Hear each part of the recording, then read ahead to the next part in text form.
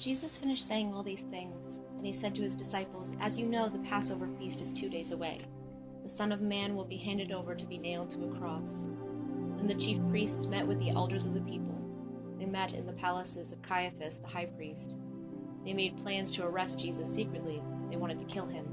But not during the feast, they said. The people may stir up trouble. Jesus was in Bethany. He was in the home of Simon, who had a skin disease. A woman came to Jesus with a special sealed jar of very expensive perfume. She poured the perfume on his head while he was at the table. When the disciples saw this, they became angry. "Why this waste?" they asked. "The perfume could have been sold at a high price. The money could have been given to poor people." Jesus was aware of this, so he said to them, "Why are you bothering this woman? She has done a beautiful thing to me. You will always have poor people with you, but you will not always have me. She poured the perfume on my body to prepare me to be buried. What I'm about to tell you is true. What she has done will be told anywhere this good news is preached, all over the world. It will be told in memory of her." One of the 12 disciples went to the chief priests. His name was Judas Iscariot. He asked, "What will you give me if I hand Jesus over to you?" So they counted out 30 silver coins for him. From then on, Judas watched for the right time to hand Jesus over to them. It was the first day of the Feast of Unleavened Bread. The disciples came to Jesus. They asked, "Where do you want us to prepare for you to eat the Passover meal?" He replied, "Go into the city to a certain man. Tell him, 'The teacher says, my time is near. I am going to celebrate the Passover at your house with my disciples.'" So the disciples did what Jesus had told them to do. They prepared the Passover meal. When evening came, Jesus was at the table with his 12 disciples. While they were eating, he said, "What I'm about to tell you is true. One of you will hand me over to my enemies." The disciples became very sad. One after the other, they began to say to him, "Surely you don't mean me, Lord, do you?" Jesus replied, "The one who has dipped his hand into the bowl with me will hand me over. The Son of Man will go just as it is written about him. But how terrible it will be for the one who hands over the Son of Man. It would be better for him if he had not been born." Judas was the one who was going to hand him over. He said, "Surely you don't mean me, teacher, do you?" Jesus answered, "You have said so." While they were eating, Jesus took bread. He gave thanks and broke it. He handed it to his disciples and said, "Take this and eat it. This is my body." Then he took a cup.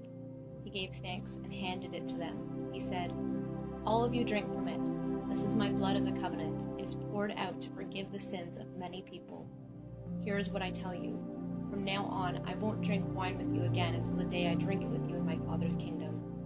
Then they sang a hymn and went out to the Mount of Olives. Jesus told them, "This very night you will all turn away because of me. It is written that the Lord said, 'I will strike the shepherd down, and the sheep of the flock will be scattered.' But after I rise from the dead, I will go ahead of you into Galilee." Peter replied, "All the others may turn away because of you, but I never will." "What I'm about to tell you is true," Jesus answered. "It will happen tonight. Before the rooster crows, you will say 3 times that you don't know me." But Peter said, "I may have to die with you, but I will never say I don't know you." And all the other disciples said the same thing. Then Jesus went with his disciples to a place called Gethsemane. He said to them, "Sit here while I go over there and pray." He took Peter and the 2 sons of Zebedee along with him. He began to be sad and troubled. Then he said to them, "My soul is very sad. I feel close to death. Stay here. Keep watch with me." He went a little further. Then he fell with his face to the ground. He prayed, "My Father, if it is possible, take this cup of suffering away from me. But let what you want be done, not what I want." When he returned to his disciples and found them sleeping, "Couldn't you men keep watch with me for 1 hour?" he asked Peter. "Watch and pray. Then you won't fall into sin when you are tempted. The spirit is willing, but the body is weak." Jesus went away a second time. He prayed, "My Father, is it possible for this cup to be taken away? But if I must drink it, may what you want be done." Then he came back. Again he found them sleeping. They couldn't keep their eyes open. So he left them and went away once more.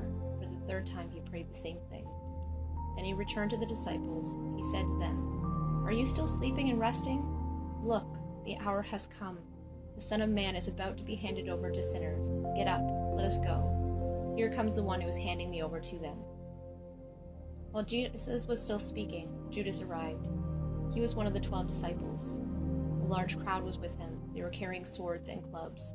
The chief priests and the elders of the people had sent them. Judas, who was going to hand Jesus over, had arranged a signal with them. "The one I kiss is the man," he said. "Arrest him." So Judas went to Jesus at once. He said, "Greetings, Rabbi," and he kissed him. Jesus replied, "Friend, do what you came to do." Then the men stepped forward. They grabbed Jesus and arrested him. At that moment, one of Jesus' companions reached for a sword. He pulled it out and struck the slave of the high priest with it. He cut off the slave's ear. "Put your sword back in its place," Jesus said to him. "All who use the sword will die by the sword. Do you think I can't ask my Father for help? He would send an army of more than 70,000 angels right away. But then how would the scriptures come true? They say it must happen in this way." At that time, Jesus spoke to the crowd. "Am I leading a band of armed men against you?" he asked. "Do you have to come out with swords and clubs to capture me? Every day I sat in the temple courtyard teaching, and you didn't arrest me. But all this has happened so that the words of the prophets would come true." Then all the disciples left him and ran away. Those who had arrested Jesus took him to Caiaphas, the high priest. The teachers of the law and the elders had come together. Not too far away, Peter followed Jesus. He went right up to the courtyard of the high priest. He entered and sat down with the guards to see what would happen. The chief priests and the whole Sanhedrin were looking for something to use against Jesus. They wanted to put him to death. But they did not find any proof, even though many false witnesses came forward. Finally, 2 other witnesses came forward. They said, "This fellow claimed, 'I am able to destroy the temple of God. I can build it again in 3 days.'" Then the high priest stood up. He asked Jesus, "Aren't you going to answer? What are these charges that these men are bringing against you?" But Jesus remained silent. The high priest said to him, "I am commanding you in the name of the living God. May he judge you if you don't tell the truth. Tell us if you are the Messiah, the Son of God." "You have said so," Jesus replied. "But here is what I say to all of you. From now on, you will see the Son of Man sitting at the right hand of the Mighty One. You will see the Son of Man coming on the clouds of heaven." Then the high priest tore his clothes. He said, "He has spoken a very evil thing against God. Why do we need any more witnesses? You have heard him say these evil things. What do you think?" "He must die," they answered. Then they spit in his face. They hit him with their fists. Others slapped him. They said, "Prophesy to us, Messiah. Who hit you?" Peter was sitting out in the courtyard. A female servant came to him. "You also were with Jesus of Galilee," she said. But in front of all of them, Peter said he was not. "I don't know what you're talking about," he said. Then he went out to the gate leading into the courtyard. There was another servant who saw him. She said to the people, "This fellow was with Jesus of Nazareth." Again, he said he was not. With a curse, he said, "I don't know the man." After a little while, those standing there went up to Peter. "You must be one of them," they say. "The way you talk gives you away." Then Peter began to curse and said to them, "I don't know the man." Right away a rooster crowed. Then Peter remembered what Jesus had said. "The rooster will crow," Jesus had told him. "Before it does, you will say 3 times that you don't know me." Peter went outside. He broke down and cried.